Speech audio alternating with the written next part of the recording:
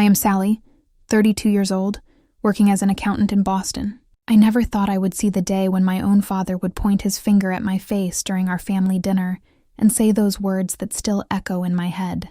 Return the $80,000 or do not come back to this house. My sister nodded in agreement, adding fuel to the fire. You took Mom's money. We all know it. The room spun around me as my family, the people I trusted most, turned against me without hesitation. I felt betrayed, shocked, and completely alone.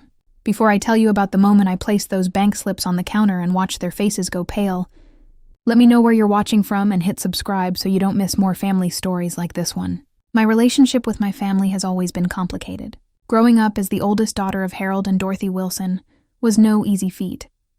My father, a former bank manager with a reputation for meticulous attention to detail, expected nothing short of perfection. My mother, a high school English teacher, was gentler but equally invested in our academic achievements. Then there was my younger sister, Vanessa, 5 years my junior, and perpetually the family favorite. Our suburban home in Massachusetts looked picture-perfect from the outside. Well-maintained lawn flower beds that won neighborhood awards and family photos where everyone smiled right on cue. But inside those walls lived a different reality. Dad had mapped out our futures before we could even speak. For me, it was always business school followed by a prestigious financial career. For Vanessa, more flexibility was allowed. I still remember the day I brought home my first B+ in advanced algebra. Dad didn't speak to me for 3 days. Not angry words, not disappointment, just silence which somehow hurt more. Mom tried to mediate, but ultimately deferred to his judgment on most matters. This pattern continued throughout my childhood and teenage years. By the time I turned 18, I had perfected the art of meeting their expectations while slowly dying inside. I graduated valedictorian, secured a scholarship to a top business school, and followed the exact path that had been laid out for me. Meanwhile, Vanessa struggled academically, but excelled socially and in sports. She received praise for her efforts, while I received only the cold acknowledgement that I had done what was expected. When I turned 22, I made my first real independent decision, moving out and taking a job at a mid-sized accounting firm, rather than the prestigious investment bank my father had arranged. The resulting argument shook the foundations of our house. Dad couldn't understand my decision, seeing it only as defiance rather than self-preservation. Mom cried, but again sided with him. Only Vanessa seemed quietly pleased by the rift. Despite the tension, I maintained regular contact with my family. Weekly dinners, holiday gatherings, and occasional financial support when needed. I was determined to forge my own path while still honoring family connections. This balancing act seemed to work, at least on the surface, until 2 years ago when everything changed. Mom was diagnosed with an aggressive form of lymphoma. The prognosis was cautiously optimistic, but the treatment would be expensive and grueling. Dad, despite his financial background, was emotionally paralyzed by the diagnosis.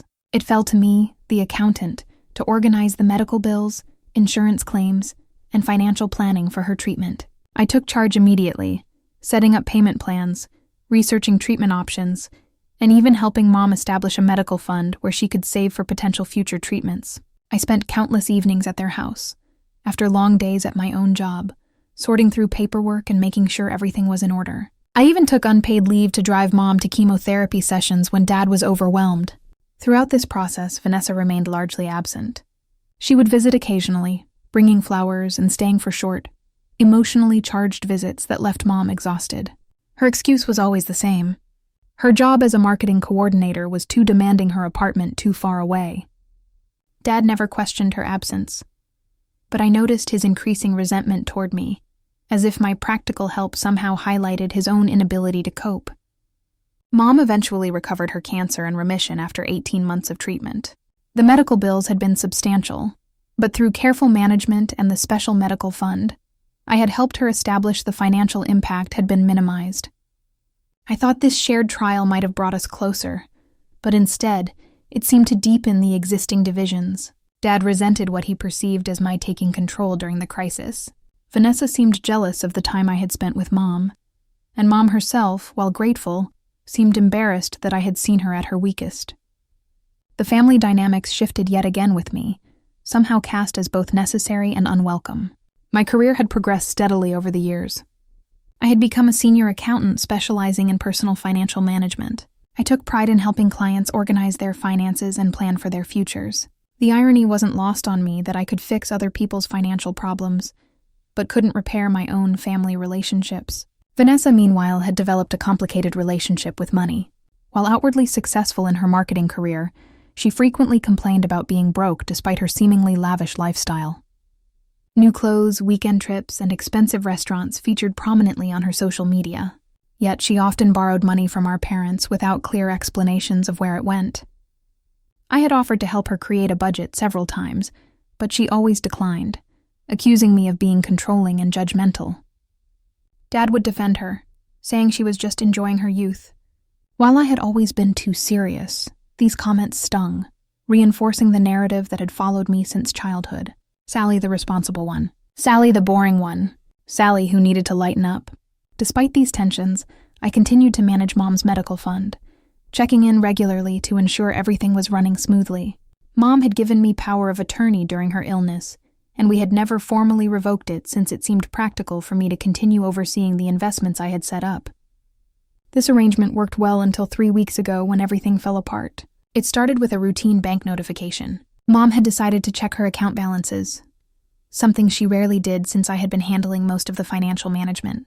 When she logged in, she was shocked to find that $80,000 appeared to be missing from the medical fund I had established for her. Instead of calling me directly, her first call was to Dad, and Dad, rather than reaching out to me for an explanation, immediately jumped to the worst conclusion. The accusatory phone call I received that evening still makes my stomach clench when I think about it. I was preparing dinner in my apartment when my phone rang. Seeing Dad's name on the screen, I answered cheerfully, having no idea what was coming. Sally, his voice was ice cold. We need to talk about the money you took from your mother. I was completely blindsided. What money? I asked, genuinely confused. Do not play dumb with me, he snapped. $80,000 is missing from your mother's account. You are the only one with access besides her. He paused, his breathing heavy with anger. How could you steal from your own mother? After her cancer, I raised you better than this. I tried to explain that I had no idea what he was talking about, that there must be some mistake. But he refused to listen. Every attempt at clarification was met with more accusations. He demanded I come to their house immediately to explain myself to the entire family. By the time I arrived, a full family tribunal had been assembled. Mom sat at the dining table looking pale and betrayed. Dad paced back and forth like a prosecutor preparing his case. And Vanessa, my sister, sat beside Mom with an expression that mixed concern and something else. Something that looked almost like satisfaction. I'll never forget walking into that room, the sudden silence as all eyes turned to me. I felt like a criminal entering a courtroom already judged and condemned without trial. Dad took charge immediately. Your mother checked her medical fund today, he said. And $80,000 is unaccounted for. As the person who manages that account, perhaps you'd like to explain where it went. Before I could even respond, Vanessa jumped in. She had printed out account statements and highlighted various transactions, creating a timeline that supposedly proved I had been gradually moving money out of Mom's account. Look, she pointed to the paper with a manicured nail. $20,000 here in March, another $30,000 in April, and the final $30,000 just last week. All transferred out with your authorization, Sally. Mom began to cry quietly. That money was for if my cancer comes back, she whispered. How could you take it? What if I need treatment again? The room seemed to close in around me. I tried to explain that I would never steal from them, that there had to be a logical explanation, that we should look more carefully at the statements. But every time I started to speak, someone cut me off. Vanessa had more evidence. She produced emails I had supposedly sent authorizing the transfers, though they looked nothing like my usual communication style. She had bank slips with signatures that resembled mine, but weren't quite right. And she had already shared this collection of evidence with our extended family, as my phone was buzzing with concerned messages from aunts and cousins. I felt like I was drowning in accusations with no one willing to throw me a lifeline. The family dinner table where we had shared holidays and celebrations had transformed into a kangaroo court, and I was the only one who didn't know what crime I had supposedly committed. Dad continuously interrupted my attempts to defend myself. Each time I tried to suggest we contact the bank together or review the actual account history, he dismissed it as stalling tactics. Mom's tears flowed freely now, her shoulders shaking with each sob. The sight of her pain was almost unbearable, especially knowing I had done nothing to cause it. The most hurtful part was that not once did anyone in that room say, This doesn't sound like Sally. Not once did they stop to consider that in 32 years, I had never given them reason to doubt my honesty or integrity. Not once did they offer the benefit of the doubt to the daughter who had always been reliable, responsible, and trustworthy. Instead, they had constructed an entire narrative around my guilt without a shred of real evidence. Vanessa suggested I had gambling debts or a shopping addiction I was hiding. Dad wondered aloud if I was in some kind of trouble with dangerous people. Mom simply cried and asked why over and over. Why would you do this to me? I sat there stunned into silence by the barrage of accusations and wild theories. The family I had supported, the mother I had nursed through cancer, the father whose approval I had sought my entire life, the sister I had tried to connect with despite our differences, they had all turned against me in an instant, and not one of them was willing to hear my side of the story. The situation escalated quickly from accusation to ultimatum. My father stood up, his face red with anger, and delivered his final judgment. You have 24 hours to return every penny of the $80,000, he said, pointing a finger directly at my face. Or do not come back to this house. And if we don't see that money back in your mother's account by tomorrow night, we'll be calling the police. I felt the blood drain from my face. The threat of legal action took this family conflict to an entirely different level. This wasn't just about hurt feelings anymore. My father was threatening to destroy my career, my reputation, and potentially my freedom. Vanessa added her own threat, her voice calm and measured in a way that chilled me. I've already drafted an email to your company's ethics department, she said. I'm sure they'd be very interested to know that one of their senior accountants is embezzling money from her own family. I'll send it tomorrow evening unless the money is back where it belongs. My professional life flashed before my eyes. The years of education, the certifications, the long hours building my reputation, all of it could vanish with one accusatory email. I felt physically ill at the thought. Mom's reaction was perhaps the most painful of all. Between tears, she looked at me with such disappointment that it cut deeper than any angry words could have. I thought you loved me, Sally. I thought you cared. After everything we went through with the cancer, how could you do this to me? I left their house in a day-saze, barely remembering the drive back to my apartment. Once home, I collapsed onto my couch, too shocked to even cry. The accusations swirled in my head, each one more painful than the last. I hadn't taken any money. I would never steal from my family, especially not from my mother's medical fund. But they were so convinced of my guilt that they wouldn't even consider any other explanation. The loneliness of that moment was overwhelming. To have your entire support system, the people who are supposed to love you unconditionally, turn against you so completely is a special kind of abandonment. I felt hollowed out, as if something fundamental had been ripped from inside me. After an hour of sitting in stunned silence, I called my best friend, Lauren. Through broken sentences and occasional sobs, I explained what had happened.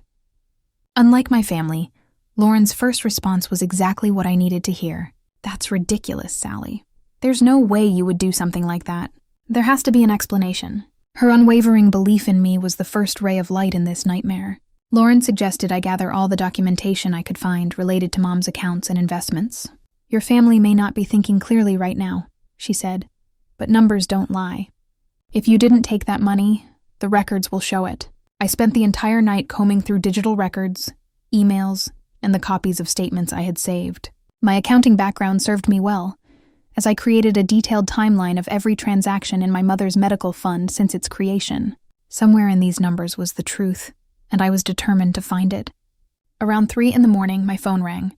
It was my cousin James, the only member of my extended family who hadn't sent an accusatory message. James had always been the peacemaker in family conflicts, and I braced myself for his gentle suggestion that I should just return the money and apologize.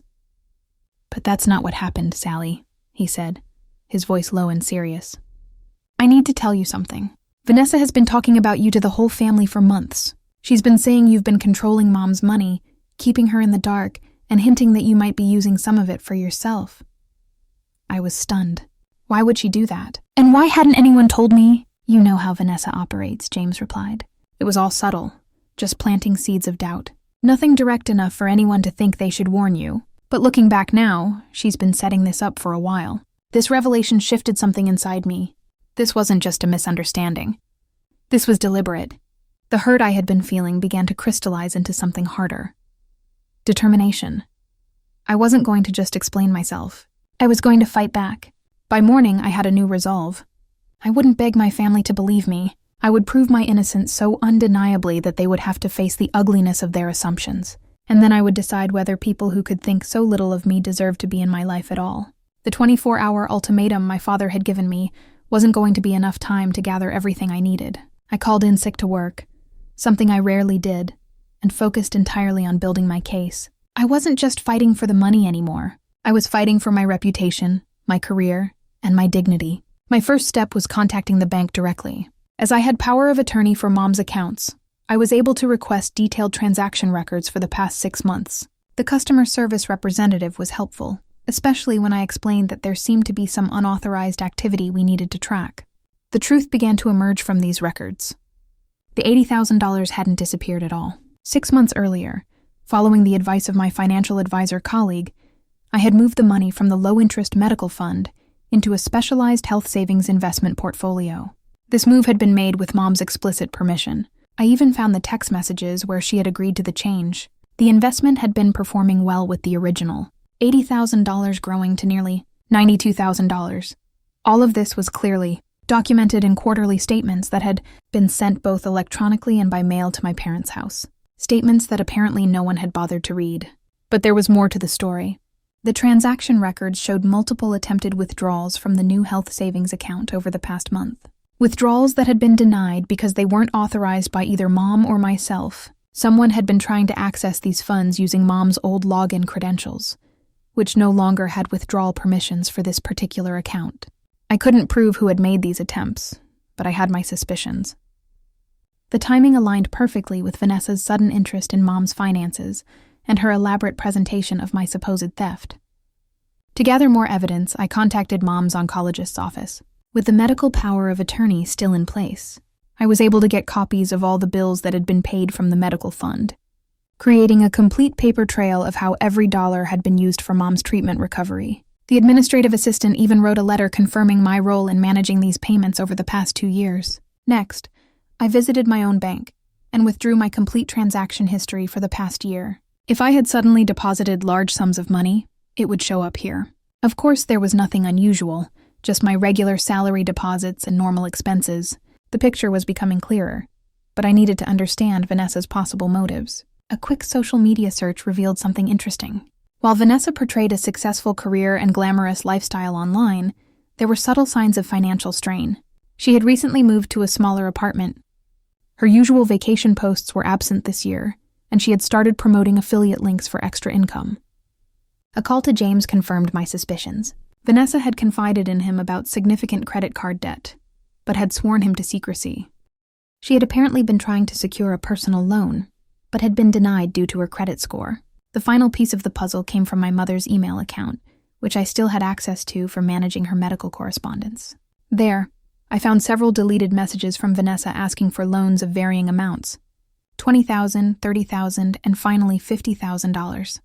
Mom had gently refused, each time explaining that the money was reserved for potential future medical needs. The picture was now complete.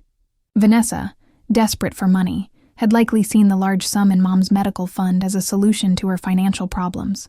When she couldn't access it directly or convince Mom to lend it to her, she had fabricated this story of theft, using my position as account manager to cast suspicion on me. With all this information in hand, I contacted a lawyer friend for advice. She suggested documenting everything meticulously and presenting it calmly, focusing on the facts rather than accusations. She also advised me to protect myself by transferring management of Mom's accounts back to my parents, regardless of the outcome of this confrontation. I spent the next day organizing all the evidence into a clear chronological presentation. I made copies of everything. The investment documentation showing the current value of Mom's money, the text messages authorizing the investment change, the failed withdrawal attempts, the medical payment history, my own clean financial records, and Vanessa's deleted emails requesting loans. I also prepared emotionally steeling myself for what would likely be an ugly confrontation. I knew that even with irrefutable evidence, people often double down when faced with their mistakes. Vanessa would likely lash out when cornered. My parents might refuse to acknowledge how quickly they had assumed the worst about me. I decided that whatever happened, this would be a turning point in our relationship. If they couldn't accept the truth and recognize the harm they had done, I would need to create some serious boundaries for my own well-being. As the 24-hour deadline approached, I didn't call or text to negotiate for more time. Let them think I wasn't going to show up. Let them sit with their certainty of my guilt. The surprise would be all the more impactful when I arrived with the truth. I dressed carefully in professional attire, the same clothes I would wear to present to important clients. I packed all my evidence into a leather portfolio, got into my car, and drove to my parents' house for what I knew would be either the beginning of healing or the end of our relationship as I had known it.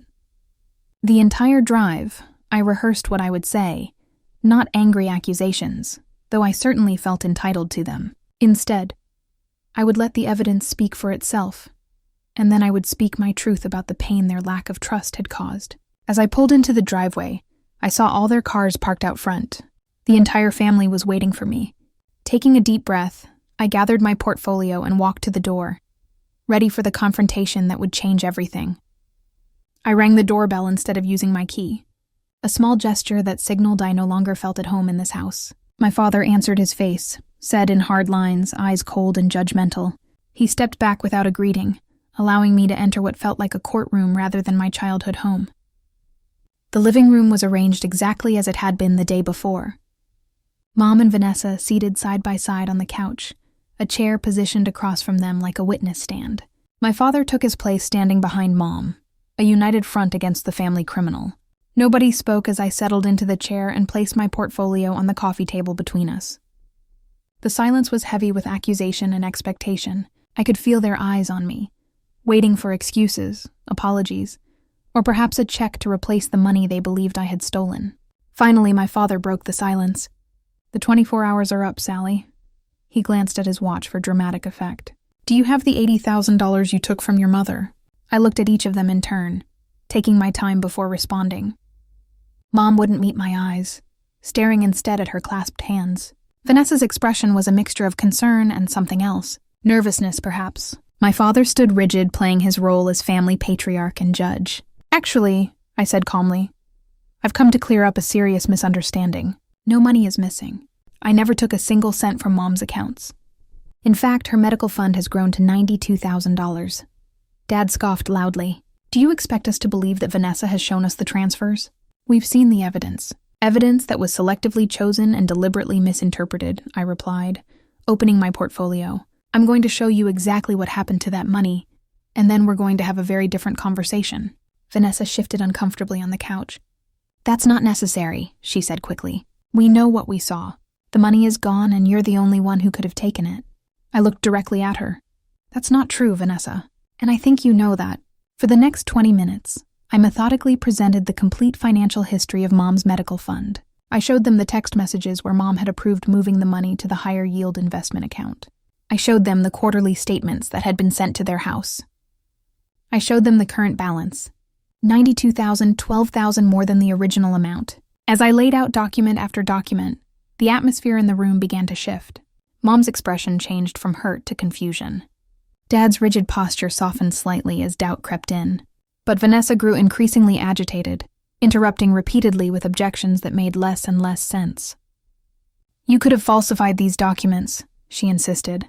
"When I showed them the investment account statements, you work with numbers all day. You know how to manipulate them. That's why I brought these," I replied, pulling out official bank statements with the bank's letterhead and security watermarks. "I also have the investment firm's contact information if you'd like to call and verify the account balance right now." Dad's still unwilling to fully concede. "Tried a different approach. Even if the money is still there, you should have consulted us before moving it to a different account. Your mother was worried sick when she couldn't find it. I was ready for this too." I showed them the text conversation where Mom had not only approved the investment, but had thanked me for finding a better return rate. Mom's face flushed as she recognized her own messages. "I don't remember that," she said weakly. "It was right after your last oncology checkup," I reminded her gently. "You were relieved about the good results and said we should make your medical fund work harder since you might not need it for a while." A flicker of recognition crossed her face. "That's right," she said slowly. "You did mention an investment opportunity. I forgot." The room fell silent as the implications of this admission sank in. I had been accused, threatened, and nearly reported to the police over money that had never been missing with authorization that had been given but conveniently forgotten. But I wasn't finished. I had saved the most revealing evidence for last. "There's something else you should know," I said, pulling out the records of the attempted withdrawals. "Someone tried to take money from Mom's new investment account 3 times in the past month. The attempts were rejected because they didn't have proper authorization. They were trying to use Mom's old login information." All eyes turned to Vanessa, whose face had gone pale. She stood up abruptly. "This is ridiculous. I don't have to listen to these accusations." She grabbed her purse and headed for the door. "Dad's still processing everything called after her." "Vanessa, wait. We need to understand what's happening here." "What's happening?" I said clearly. "Is that Vanessa has been trying to access Mom's medical fund. When she couldn't, she created this story about me stealing the money. I believe she needed it to cover her own debts." "That's a lie!" Vanessa shouted, whirling around to face me. "You've always been jealous of me. You've always tried to make me look bad to make yourself look better." Mom, finally finding her voice, asked the question I had been waiting for. "Vanessa, do you need money? Why didn't you just ask us?" Vanessa's composure cracked. Tears welled in her eyes as years of resentment and desperation poured out. "I did ask you. I asked for help with my credit card debt and you said no. You said the money was for your medical care. But you're fine now, and Sally gets to control everything. She always has. Perfect. Sally with her perfect job and her perfect budget. She gets to decide everything and I get nothing." I placed the final piece of evidence on the table. Printouts of the deleted emails where Vanessa had asked Mom for loans. Dad picked them up his hands, shaking slightly as he read them. "How much do you owe Vanessa?"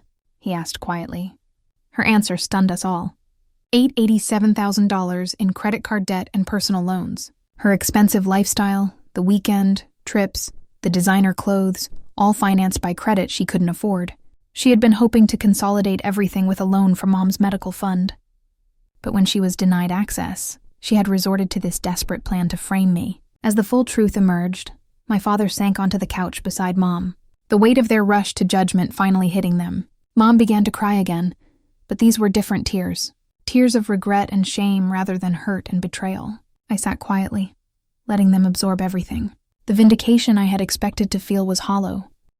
There was no satisfaction in watching my family realize their terrible mistake, only a deep sadness for what had been lost in the process. Finally, I spoke the words I had rehearsed on the drive over. "I've been part of this family for 32 years. I've always tried to do the right thing, especially during Mom's illness. I took unpaid leave from work to drive her to treatments. I organized payment plans with the hospital. I set up the medical fund to protect her future. I put my life on hold to help." My voice broke slightly, but I continued. "And yet, when Vanessa suggested I had stolen money, not one of you hesitated to believe the worst of me. Not one of you said, 'This doesn't sound like Sally.' Not one of you gave me the benefit of the doubt or even a fair hearing." I looked directly at my father. "You threatened to call the police on your own daughter without even checking the basic facts. You were willing to destroy my career, my reputation, everything I've worked for. All because it was easier to believe I was a thief than to question what Vanessa was telling you." Dad couldn't hold my gaze. He looked down at his hands, shoulders slumped in defeat. "We were wrong," he admitted quietly. "We should have listened to you." Mom reached for my hand across the coffee table. "Sally, I'm so sorry. I don't know how we could have thought. The medication sometimes makes my memory foggy, but that's no excuse." I didn't take her hand. The time for easy reconciliation had passed. "What I need now," I said, "is for you all to understand what this has done to our relationship. You can't threaten someone with police action one day and expect everything to be normal the next." Vanessa remained near the door, tears streaming down her face. Her deception exposed. She had nothing left to say. The sister who had plotted against me, who had been willing to see me disgraced and possibly imprisoned to solve her financial problems, couldn't even look me in the eye. I stood up, gathering my documents back into the portfolio. "I'll transfer management of Mom's accounts back to both of you tomorrow," I said to my parents. "You'll have full access and control of the investment account. I'll step away from all financial involvement with this family." Dad started to object, but Mom placed a hand on his arm to stop him. She understood at least that some damage couldn't be undone with simple apologies. As I headed for the door, I turned back one last time. "The most painful part isn't that you thought I would steal. It's that you didn't know me well enough to know I would never do that. After all these years, you still don't see me, and I'm not sure you ever will." With those words hanging in the air, I walked out of my parents' house, unsure if I would ever return. The days following the confrontation were a blur of practical tasks and emotional processing. True to my word, I transferred full control of Mom's investment account back to my parents, documenting everything meticulously and sending them comprehensive instructions on how to manage it going forward. I formally revoked the power of attorney, ending my legal responsibility for Mom's financial affairs. My phone buzzed constantly with messages from family members, my parents' repeated apologies, Vanessa's tearful voicemails, aunts and cousins, expressing shock at the true story which had now circulated throughout the extended family. I responded politely but briefly to most, making it clear I needed space to process what had happened. The only person I spoke with at length was James, who had been my lone family ally throughout the ordeal. He asked if I could ever forgive them. It's not about forgiveness, I told him. It's about trust. They showed me exactly how much they trust me, and now I need to adjust my life accordingly. At work, I requested a week of personal leave, something I rarely did. My boss, sensing something serious had happened, approved it without questions. I used the time to think deeply about what I wanted my family relationships to look like going forward. On the third day, Mom showed up at my apartment unannounced. Her eyes were red from crying, and she looked smaller, somehow diminished by guilt. I let her in, but maintained an emotional distance that was new to our relationship. We sat across from each other at my kitchen table, mugs of untouched tea between us. Mom spoke first, her voice unsteady. "I've been trying to understand how we got it so wrong," she said. "How I could have forgotten giving you permission for that investment. How we could have believed you would steal from me. I didn't offer reassurances or make it easier for her. I just waited, letting her find her own words. The truth is," she continued after a long pause, "I think I've always been afraid of disappointing your father. When he was so certain you had taken the money, it seemed easier to go along with it than to question him." She twisted her wedding ring nervously. "That's not an excuse. It's a failure on my part. I failed you as a mother." Her honesty surprised me. Throughout my childhood, Mom had been a mediator between Dad and us girls, but she had rarely acknowledged her own role in enabling his rigid expectations and quick judgments. When Vanessa came to us with those account statements, Mom continued, "Your father was immediately convinced, and I knew deep down that it didn't make sense. You've always been the responsible one. You've always taken care of us." But I didn't speak up. She looked up at me, her eyes filled with regret. "I let them believe the worst about you because it was easier than standing up for what I knew was right." This admission cracked the protective shell I had built around my heart. The hurt was still there, but now I understood something I hadn't before. My mother had been trapped in her own pattern of deference and fear, just as I had been trapped by my need for their approval.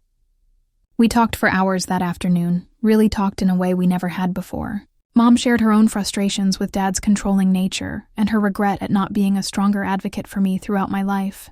I shared how their quick judgment had confirmed the deep-seated fear that had always haunted me. That no matter what I achieved or how responsible I was, I would never truly be trusted or valued in this family. By the time she left, we had reached a fragile understanding. Our relationship would never be the same, but perhaps it could become something more honest with clearer boundaries and more mutual respect. Dad was a different story. He came by the following weekend, stiff and uncomfortable, in my apartment. His apology was formal and correct, but lacked the emotional depth of Mom's. He seemed more focused on putting the incident behind us than understanding the damage it had caused. "I know we made a mistake, Sally," he said, "but we've apologized. Your mother is beside herself. Can't we just move forward now?" It showed how little he understood.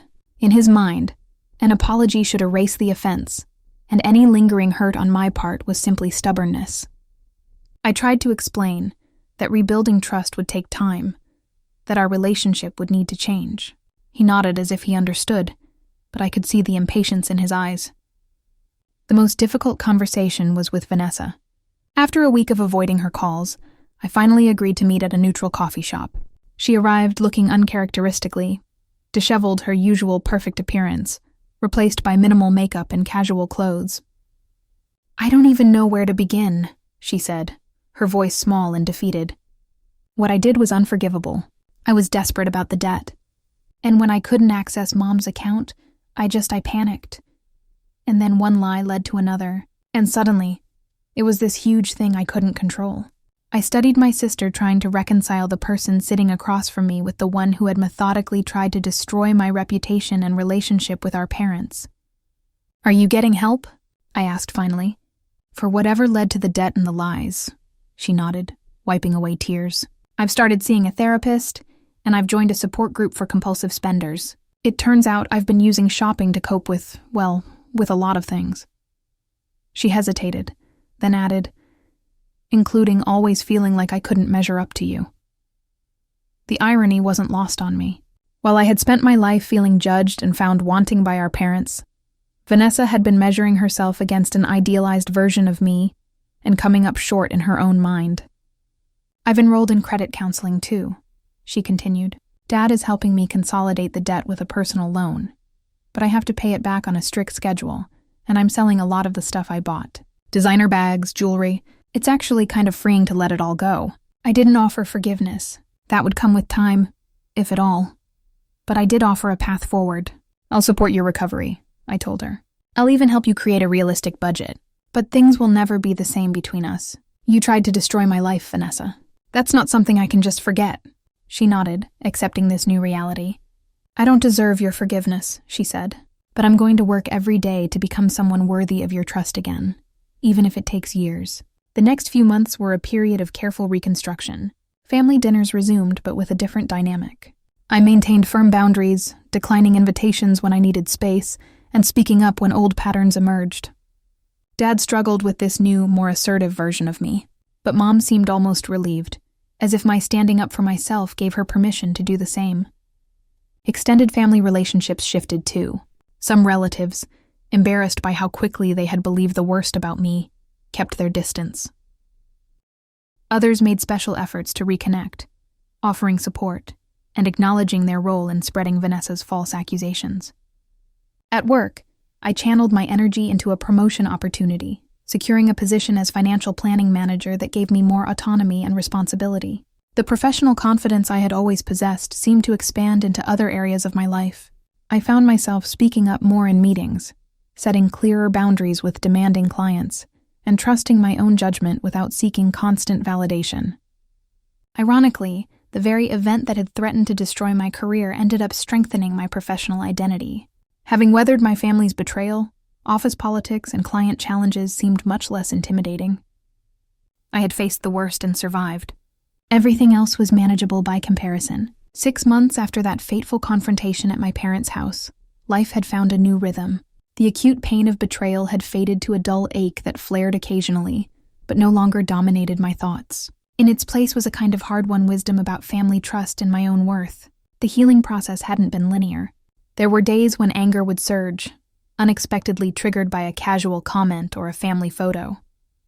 There were nights when I would lie awake replaying the accusations, the doubt in their eyes, the quickness with which they had believed the worst about me. But these moments became less frequent as time passed. Therapy played a crucial role in my recovery.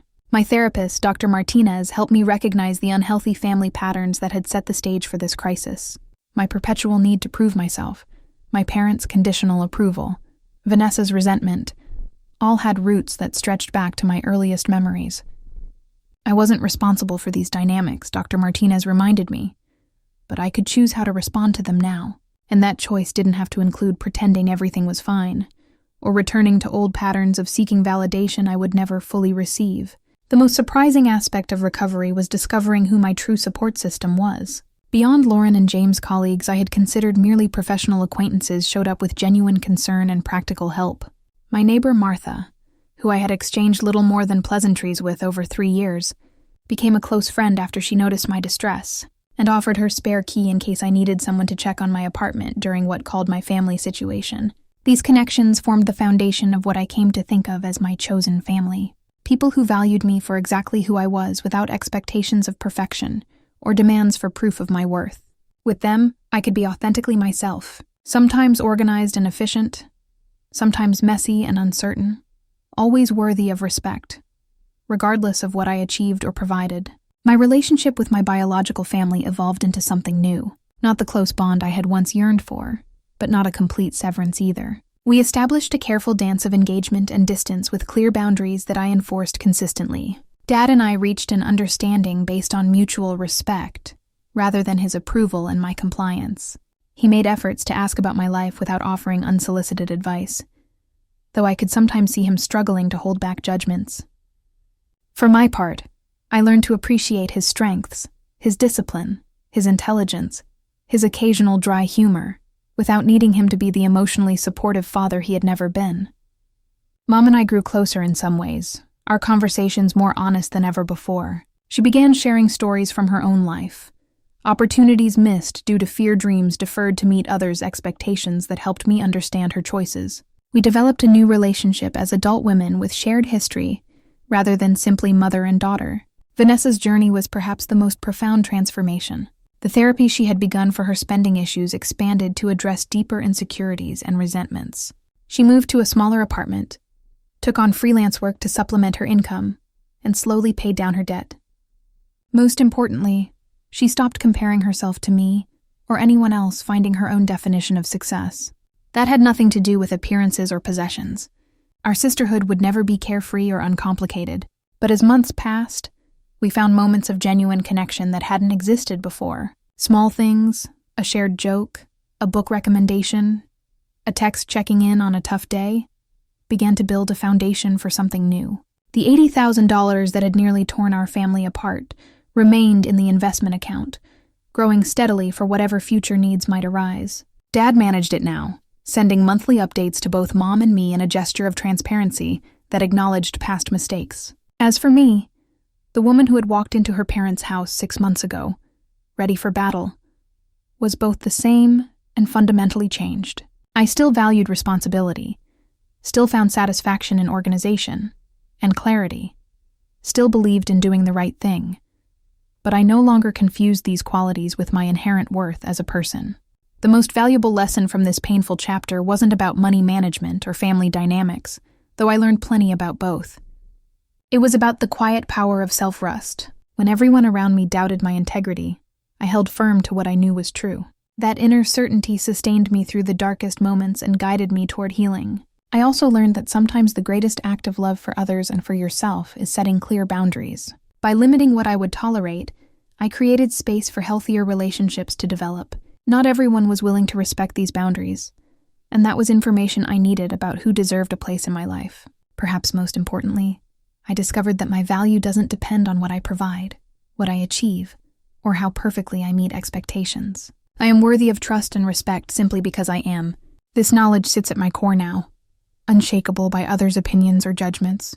The journey from accused thief to self-assured woman wasn't one I would have chosen. But standing on the other side, I can recognize its gifts: deeper self-knowledge, authentic relationships, and the freedom that comes from no longer seeking external validation for my worth. Sometimes the most painful betrayals open the door to the most profound transformations. My family accused me of stealing $80,000, but what they really stole was my illusion that their approval defined me. In losing that illusion, I found something far more valuable myself.